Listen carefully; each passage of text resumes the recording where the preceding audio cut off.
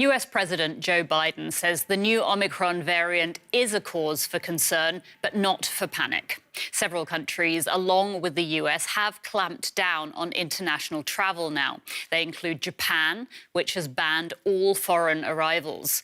Morocco has halted all inbound flights, and Israel has closed its borders for 2 weeks. The US, Brazil, Australia and Indonesia are among countries to bar travellers from southern African nations, where the variant was first reported. Now, along with cutting air links to southern African countries, the travel bans have had the knock-on effect of leaving thousands of travellers stranded. All they want is to go home, but since the new coronavirus variant Omicron was first detected in southern Africa, travel restrictions around the world have tightened. Flights got cancelled, and these travelers in South Africa are still looking for a way out. I flew in on Tuesday to Joburg from the UK. Obviously, the bans came in Thursday, Friday, and so I got stuck. I think there's several thousand Europeans trying to get home via the only routes available, which I think now are Kenya and Ethiopia. US President Joe Biden says they are not planning additional travel restrictions and defended the ban on visitors from southern African nations. It gives us time. To take more actions, to move quicker, to make sure people understand you have to get your vaccine, you have to get the shot, you have to get the booster if you're. This variant is a cause for concern, not a cause for panic. The World Health Organization is urging the global community to be cautious.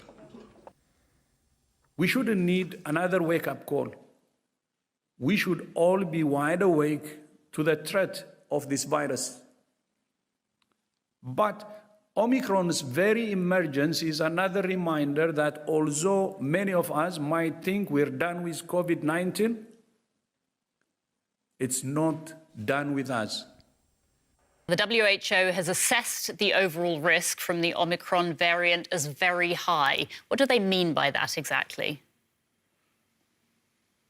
Well, this is still based on the same information that we've talked about in the last few days. It's not different from what the European Centers for Disease Control said a few days ago as well. It just means the genome of this virus really looks like it could have the ability to evade immunity to some extent. It could transmit very well. And of course, that would be a problem. And the first indications we have from the little data we have in South Africa suggest that that might be happening, that it could replace Delta. But again, we don't know that yet. And so they're just being cautious. I mean, that's why they've called it a variant of concern. And that's why they're saying there's a high risk. OK. Now, the CEO of the vaccine manufacturer Moderna has said that COVID-19 vaccines are unlikely to be as effective against the Omicron variant as they have been previously. So what does this change? How does this change the global vaccination effort? Certainly, it could be possible that we need to update the vaccines. That's something that people have talked about for a long time already. Now, Omicron is the latest in a string of coronavirus mutations. People are tired of the ongoing restrictions. How many more mutations are we likely to see? Is there any light at the end of the corona tunnel right now? I mean, that's of course someone nobody can tell right at the moment.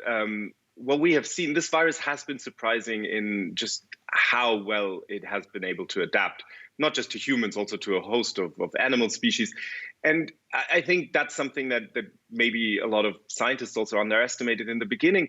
So all we can do at the moment really is to reduce the number of infections globally and cut off these ways for the virus to evolve around our defenses. But we've been doing a very bad job of that, I'm afraid. And as long as that continues, the chances are that the virus is also going to continue to evolve and find new ways to make trouble.